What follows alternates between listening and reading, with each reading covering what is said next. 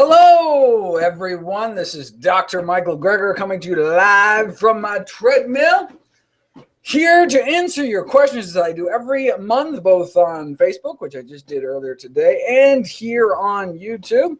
Looks like there's already a bunch of questions, but let me just introduce myself really quick for those of you unfamiliar with my work. Every year, I read through every issue of every English language nutrition journal in the world, so busy folks like you don't have to. I then compile the most interesting, the most groundbreaking, the most practical findings, and new videos and articles I upload every day to my nonprofit site, NutritionFacts.org. Everything on the website is free.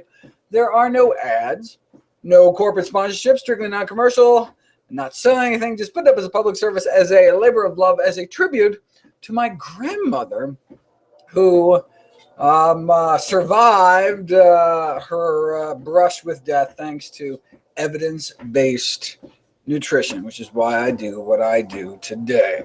Looks like there's a lot of questions already up here. I'm just going to start at the top and go down and reach as many possible ones as I can. Limpidus asks, is it bad to eat the same thing every day, even if it fits into your daily dozen? For those of you unfamiliar with my daily dozen, if you there's a free iPhone and Android app, Dr. Greger's Daily Dozen, basically the second half of my latest book, How Not to Die, centers my recommendations around a daily dozen checklist of things I encourage people to include in their daily diet, like berries every day, the healthiest fruits, greens every day, the healthiest vegetables, a tablespoon of ground flax seeds every day, a quarter teaspoon of turmeric, the best beverages, the best sweeteners, how much exercise to get, answering all those questions in hopes of just inspiring people to improve their diet, to eat some of the healthiest foods, to crowd out some of the less healthy options. So, is it okay to eat berries every day? Not only is it okay, I encourage everyone to eat berries every day. Now, if the question is it okay to just eat blueberries every day and never eat any other kind of berries? Ideally, we'd have as much diversity in our diet as possible, but not diversity enough to expand our fruit intake to Fruit Loops, but staying within whole foods, whole plant foods. Rose agrees, obviously, after having seen a squirrel, apparently. So, yes, berries every day, any kind of berry. Ideally, mix it up. Jack asks, how does total fat intake matter? Oh, does total intake matter if all fats come from plants? How much plant fat is too much plant fat? It's the source of fat. It's not fat, period. Fat can be found in some of the healthiest foods like walnuts, can be found in some of the unhealthiest foods like lard or Crisco, hydrogenated vegetable oils. And so it's a matter of getting fat from whole plant foods. So is it okay to eat nuts and seeds and avocados? Absolutely. In fact, nuts are on my daily dozen. I encourage people to eat an ounce of nuts, a palmful of nuts every day. Walnuts, probably the healthiest nuts. It's not low fat versus high fat. It's sources of fat. It's just like carbohydrates, right? As Dr. David Katz likes to say, carbohydrates are lentils and lollipops, right? I mean, what does that mean to say carbs? Okay, well, we don't eat macronutrients, we eat food. And so what foods are healthy, what foods are not healthy, that's what I go into with my traffic light the system in my daily dozen in the second half of the book. Okay, Limpidus is back asking, do I recommend 7 hours of sleep a day? But is that the same for adolescents? It's a good question. I don't think there's any studies on chronic disease risk and sleep in adolescents. There might be some on like ADHD or some other issues. That's something I've not looked into, but I will look into it. Thank you so much for your question. Jack is back asking, the same question about fat. I got to you, Jack. If you have any other questions, please line them up. Mac McLeod, I believe that's how you pronounce that, asks, how much hibiscus flower in teaspoon, tablespoon per day do I recommend? How much amla powder do I recommend? So I encourage people, so for people who are like, what am I talking about? In terms of beverages, the best beverages, I highlight three as the most health promoting. One is water, plain water. The other is an herbal tea called hibiscus, and another is green tea or white tea as the three healthiest beverages. And hibiscus tea has particular benefits for high blood pressure and some other things. Something that I drink every day, although I just actually got back from about 3 weeks on the road. And so the hibiscus is steeping. It's yet to finish, but then I will be drinking hibiscus as long as I stay home. Basically, I get the whole hibiscus, like sepals, the flowers, in bulk. I throw a handful in maybe 2 quarts of water, and then just let it steep. You can see it turns this bright cherry Kool-Aid looking like color, and then I just strain it out and drink it. So I mean, there's no particular. Well, I mean, in terms of the hypertension benefit in that study, I believe it was 2 strong cups of tea. I think 5 tea bags worth of hibiscus tea in 2 cups. Something like that.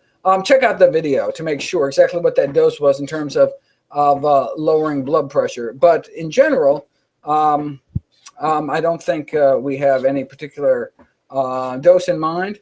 Amla is another good question. I have, my Amla videos are so old now. Most of them, I think, back in 2011. So I really need to do. It's been over 5 years. So I'm going to do an update. In fact, that's the next subject topic I'm actually going to do videos on is Amla. Just been a ton of research done to date. So let me hold off on answering that question until I have the latest data in hand. And then if we do another Q&A by that time, I will tell you. And then we can just wait for you can just wait for the videos. All right, Matt, another question. In order to increase sulforaphane formation in cooked broccoli, do mustard seeds need to be ground in powder, or will whole mustard seeds work as well? What is Matt talking about? Matt is talking about this amazing reaction by which the glucosinolates, the bitter compounds in cruciferous vegetables, cabbage family vegetables like broccoli, kale, collard greens, is produced by this kind of chemical reaction between an enzyme and a precursor. The precursor is heat stable, but the enzyme is not heat stable, such that when you cook it, you're left with a lot of that precursor, but you don't have the enzyme left to make the end product we want, which is sulforaphane, which is the purported active ingredient and the reason why broccoli family vegetables are so incredibly healthy. So you can add back the enzyme. I suggest in a video. I believe the name of the video is called The Second Strategy for Cooking Broccoli, something like that. If you just type in broccoli, it should pop right up. And so what's mustard seeds? Well, what are mustard greens? Mustard greens are cruciferous vegetables, cabbage family vegetables. Mustard greens come from mustard seeds. So, hey, can we just take some mustard powder, which is just ground up mustard seeds, and put them on greens, cooked greens, and reinvigorate sulforaphane production? Absolutely. The studies have been done and shown that is indeed the case. The question is, does it work if you add whole mustard seeds? Presumably, if you chew those mustard seeds, it would. If not, probably not. The problem is they're so incredibly tiny that you'd probably eat whole mouthfuls of food and may not chew up all those mustard seeds. So maybe powder would be better, or chew really well. The food actually sits in your upper stomach for a little while the rest digests, and so should have time, if you chew up those mustard seeds, to produce sulforaphane before those enzymes are extinguished by your digestive system.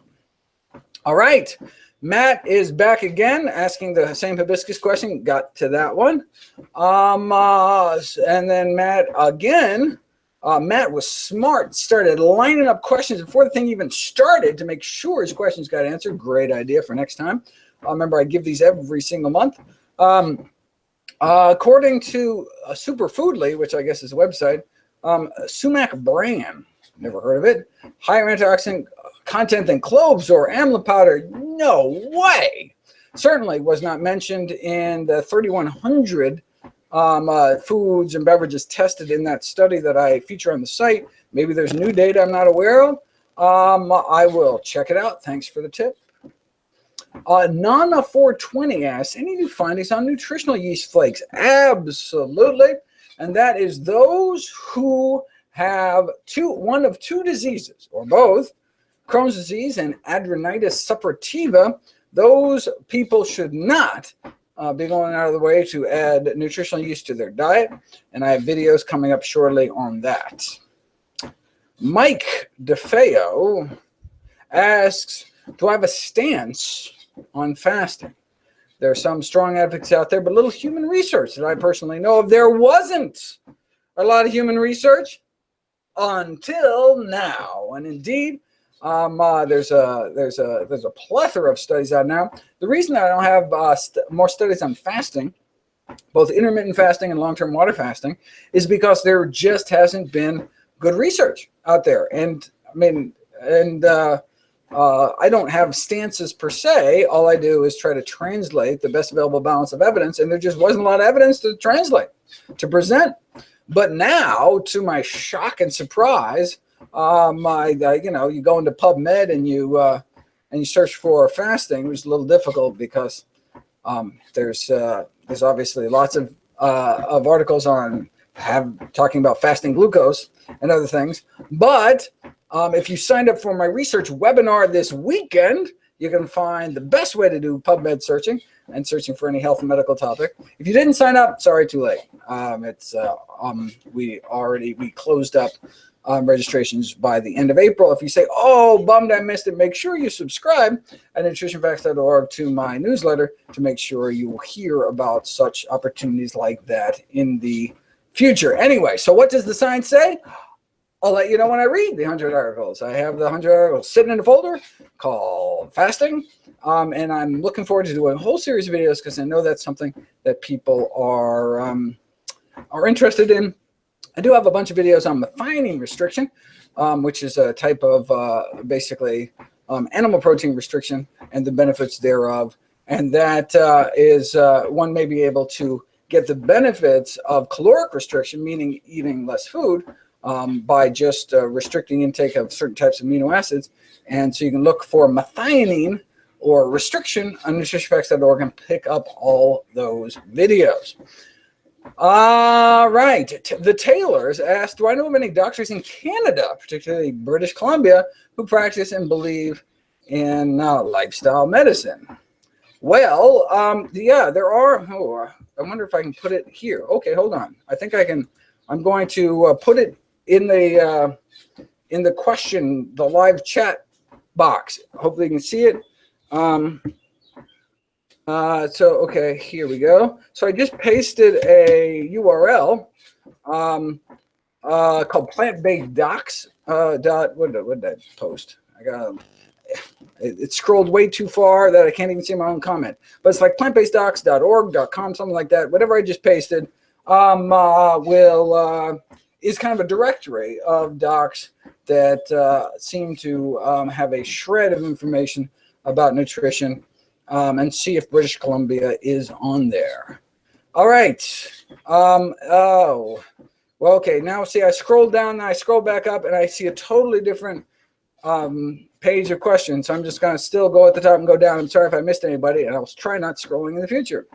Nelnova TV asks, white blood cell count is 3.2 since going plant-based. What should I do? What you should do is celebrate the fact that you have so little systemic inflammation in your body. And in this next volume of videos that just came out, so if you got my newsletter, you'll see I have two videos on white blood count, what it means, what's the ideal white blood count. So check it out. You can actually watch it literally right now by downloading it or live streaming it, or you can just wait and get it. It'll pop up on Nutrition Facts, although I think it's buffered out a few weeks in the future. Patrick asked, what should I change if I suffer from SVT, presumably supraventricular tachycardia? I have never looked into SVT and diet. If, however, you do a PubMed search for SVT and diet and find some juicy looking articles, please let me know and I'll look into it. If I find anything that I think is practical, groundbreaking, and interesting, I will do videos about it. Thank you for your question. Eduardo asks, coffee, yes or no? Well, in my chapters in my latest book, How Not to Die, in my Parkinson's, in my liver diseases, brain diseases, mental health chapter, I talk about the benefits of coffee for preventing for depression, Parkinson's, and liver disease. In general, coffee drinkers live longer than non-coffee drinkers, a very small, like 3% lower cancer risk overall. But there are some populations of folks that should stay away from coffee, people with acid reflux or worried about bone loss or urinary incontinence or glaucoma, having sleep difficulties. So bottom line, I don't think people should drink coffee, not because it's not a health-promoting beverage, but because every cup of coffee is a lost opportunity of doing something even healthier, which is a cup of green tea. Since there's greater data out there suggesting more benefit from green tea, so drink green tea instead would be my recommendation, though don't drink green tea with meals as it can interfere with iron absorption. Eddie Mania asks, what's the best natural sweetener besides fruit? The two health-promoting sweeteners, meaning they're actually healthy, obviously, blackstrap molasses and date sugar or date syrup, both of which are whole foods. Date sugar is just dried, pulverized dates, and date paste is usually just blended dates. But you said besides fruit, I talk about how really the only non-toxic low-calorie sweetener I'm aware of is erythritol, a sugar alcohol found naturally in melons and grapes. And unlike other sugar alcohols like sorbitol and xylitol, does not cause osmotic diarrhea. It's actually absorbed in the small intestine, excreted unchanged in the urine. So for something like hot beverages or something, something like baking, you use date sugar. But hot beverages, date sugar, because it's a whole food, has fiber in it. And you don't want clumpy coffee or tea. So erythritol might be an answer. I talk about stevia in a video, how it's harmless at normal doses, but or harmful at sufficiently low doses, but how there's a cutoff as to how much stevia compounds one might want to get. Someone asked about monk fruit, and I've looked into monk fruit before and there wasn't any research, but now there is actually. So I'm going to do a series of videos about monk fruit, and I'll tell you what I find. Maybe there'll be a second non-toxic sweetener out there. Julie says, saw you in Novi, Michigan. You and 1,400 other people. Well, or maybe at Henry Ford Hospital. I was just speaking in Novi the last 2 days. Fun talks. I'm so glad I was able to make it. But at the same time, I'm happy to be home after a couple of weeks on the road. This is my first full day back. Oh, what about my black seed oil videos? They're coming. My God, there's so much. I better get to them soon because the evidence just keeps piling up about this stuff. Poonam asks, how do I detox or handle side effects for Flaccidex? Never heard of Flaccidex. That must be a brand name. So how do you in general, how do you detox? By not toxing in the first place, by eating and living healthfully. And then in general, cruciferous family of vegetables, that's sulforaphane I talked about earlier, helps boost your what are called phase 2 enzymes in the liver, your detoxification enzymes, which can help you detoxify the external carcinogens and anything you, including drugs, for example, or any kind of compounds coming into your body that are natural or unnatural, such that if you eat a lot of broccoli, you have to drink more coffee to get the same caffeine buzz because your liver is just so ramped up by the broccoli that it detoxifies the caffeine much quicker. Gina asked, do things that touch our food like cling film, tinfoil, have an effect? They can have effect if some of those compounds, like plasticizing compounds, like phthalates or BPA, go from the plastic into the food. And tinfoil is typically aluminum foil. And I just had a video about the health effects of aluminum, talking about antiperspirants and breast cancer. I think literally it's the last. No, that was the Monday's video. Today I have a new video. I forgot what it's about, but yeah, Monday's video was on aluminum. If you're interested, check it out. KZ or K's asks anything about ankylosing spondylitis. It's a great question. It's not something I've looked into, It is a autoimmune arthritis. There are certainly other autoimmune arthritis like rheumatoid arthritis that one can get spectacular benefits from eating a healthier diet. And I have a bunch of videos on that. It's not something I've looked into, but I will check it out. Again, if you do PubMed, search pubmed.gov for ankylosing spondylitis and put in the word nutrition or diet. Anything pops up, let me know. And if there's something useful, I think, for other people, I will do videos about it. Erica asks, they just recently found a blood clot in my dad's lower leg. We have him eating plant-based now, was previously eating meat. But is there anything else that he can do? He's now on warfarin and injections, presumably heparin injections. Yeah, so DVTs, deep vein thromboses. I'm actually gonna, I have a whole folder packed full of articles on diet and DVTs. So typically, you know, it's like you've been in a plane for a long time, sitting for a long time. There's various risk factors. Birth control pills may increase risk of blood clots for smoking women, things like that. But you typically don't think of diet and blood rheology or ease of flow and clotting disorders. But there's actually a huge amount of data. I've just never done videos about it, but I will do videos about it, which should be helpful. Just make sure, because your dad is on warfarin, that your dad doesn't dramatically change his dark green leafy vegetable intake, because you would have to change the dose of the drug. Warfarin or Coumadin is a vitamin K antagonist, a vitamin K poison, basically, and so prevent your bodies from basically rejuvenating vitamin K within the body, which is critical for the clotting pathway. So it thins your blood. But if all of a sudden you eat a whole bunch of vitamin K, it overwhelms the drug, and your body acts normally and could clot off. And so you just have to eat the same amount of greens every day. And so how much greens you should eat? A lot of greens, but your doctor just has to titrate up your Coumadin or warfarin dose to match the amount of greens that your dad is eating. Then you can get the best of both worlds. David Parkinson asks, I have used diet and HIIT to massively lose weight, but struggle.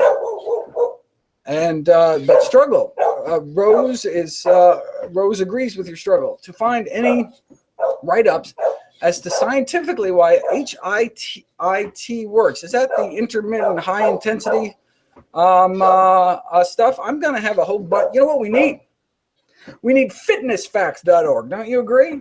Right? There's so much confusing information in the exercise world. Should you eat before or after exercise? What kind of exercise? How long? Duration? All sorts of crazy. I mean, there's just massive amounts of questions, huge amounts of confusion, and commercial conflicts like sports drinks and things. There's so much money involved. It's hard to get to the truth. What we need someone is to go through all the literature and put out daily videos on the latest in fitness facts. Hopefully there's someone out there right now who's willing to take up the mantle. I'll do nutrition. In fact, we need 10 more nutrition facts. I mean, I can't. There's 100,000 articles published on nutrition every year. I can't do it all. We need more. We need more sites like this to bring the science to the masses. So I have not looked into that. And since it's kind of peripheral to diet, I may never look into it. But if someone's out there and wants to do this, hopefully you're already signed up for my research webinar, and so can put up a site to provide the evidence to people about things like fitness. Or what about sleepfacts.org, sleep medicine, the latest in sleep medicine, or stress management. There's so much evidence out there, mountains of evidence, and just no corporate budget driving its promotion. So maybe there's amazing things out there in the published literature, the certain amount of nutrition, that are just lost to the world, buried in the basement of some medical library, unless there are people out there digging through it and bringing it out to the masses. There's no profit motive to do that. But you know who will profit? Those who see your videos and eat and live longer, healthier lives. And Rose agrees with me. All right. My darling dog, who must have seen another squirrel. Maxwell Peace asks, how do I feel about Dr. Sebby list of approved and unapproved foods? I'm sorry, I've never heard of Dr. Sebby, S-E-B-I. Sorry. So I don't know. So if you just reword your question to be like, what about these foods and what about those foods? I'd be happy to answer that question. BJK asks, if my lone primary fat sources are nuts and seeds, great. What percent of my calories should come from fat? It doesn't matter. I mean, total calorie intake matters, obviously. But whether you're eating a high-fat, whole food, plant-based diet, low-fat, whole food, plant-based diet, high-carb, low-carb, if you're centering your diet around whole plant foods, then you don't have to worry about carb counting or calorie counting or any kind of counting. You eat the right foods, it'll just take care of itself, with the exception, of course, of vitamin B12, which I have tons of videos about if you're interested. Fancy 1919 asks, what are my thoughts on the 3 cardiologists last week? Ha! So in there was a British Journal of Sports Medicine or something like that. These cardiologists published an editorial questioning the role of saturated fat in heart disease. And one has to remember, of course, Dr. Atkins himself was a cardiologist. And probably the best response I've seen to that is Dr. David Katz's response. Huffington Post and LinkedIn, he did this wonderful article. In fact, a series of articles, one specifically, what's it called? If you put Dr. Katz and the name of that journal, or just, it came out literally in the last week, right? So last week or two. So just search for David Katz, Huffington Post, saturated fat. It'll probably pop right up. He did an excellent response to that article. There's the next question from C. Narwhal. Sorry if I butchered your name. Is coconut sugar good for you? No refined sugar is good for you. No non-whole food source of sugar is good for you. The only reason I say date sugar is good for you because it's not really sugar. It's a whole food, dried, pulverized dates. A Natural Glory asks, what are the best sources of vitamin B12? Best sources of vitamin B12 are fortified foods or supplements. I recommend one 2,500 microgram supplement of cyanocobalamin. Once a week, get all the B12 you need, costs about $5 a year, and you are all set. And in terms of how much to take, if you rather get into the habit of taking something every day or how much fortified foods, I've got videos on those too, and I will be doing updates on the B12, including videos answering, wait a second, why not methylcobalamin? What about these other types of more expensive B12? Why aren't they better? I already have, I've answered that in a Q&A on the website, but we'll do a whole video about it just because people continue to be confused. Amanda K asks, high carb, low fat diet for PCOS, weight loss, question mark. Just came out with a video on diet and PCOS within the last month. So if you just go to NutritionFacts.org and click on videos, it's probably called Video Library. Literally on that first page, which leads just chronologically backwards, all the new videos, the PCOS one will pop right up. Sneaky Saint says he or she loves hibiscus tea. I agree, Sneaky Saint. Nell Nova TV asked about WBCs. We already got that one. Praxeology, whatever that is. Although praxis, I don't know. Well, anyway, K1 versus K2. Read the K2 has different benefits than K1. Is need to get calcium out of arteries. We're supposed to be in the bones. K1 only helps with blood clotting. Does one have to take supplemental K2? They're talking about vitamin K2. Your body, your gut, your healthy gut bacteria take K1 in the dark green leafy vegetables you eat and change it into K2. So your body does it for you. You don't need to take supplemental. But I will be doing a series of videos on that very issue. Stay tuned. XX asks, ulcerative colitis, should I avoid sulfur-containing amino acids from plants? And so I have a video talking about how sulfur-containing foods like sulfited wine and dried fruits and animal products have that the sulfur can be used to make hydrogen sulfide, which is the rotten egg gas in the gut, and may play a role in ulcerative colitis, which is an autoimmune, the inflammatory bowel disease. And then in that very video, I talk about, well, wait a second, there are some high sulfur plant foods as well, like broccoli or garlic. And so then I talk about how they looked to see if, you eat broccoli, you increase your risk of ulcerative colitis. and they did not. So no, you don't have to decrease your risk of healthy, self-containing whole plant foods. Bossum asks, why do we have cholesterol transporters in our intestines? And have transporters which exert with selectively, preferably select for plant-based sterols into excrement and into bile. So wait a second. If we weren't meant to eat cholesterol, why do we have cholesterol transporters in our intestines? It's because of something called enterohepatic circulation.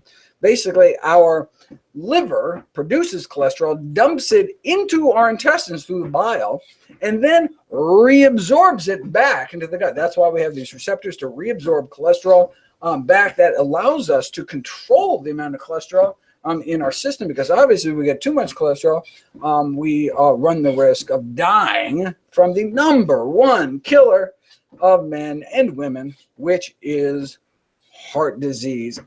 And look at that, 1:30. I'm out of time. Sorry about that.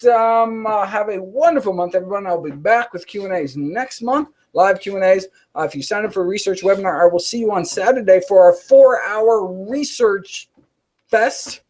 Thank you so much. Bye-bye.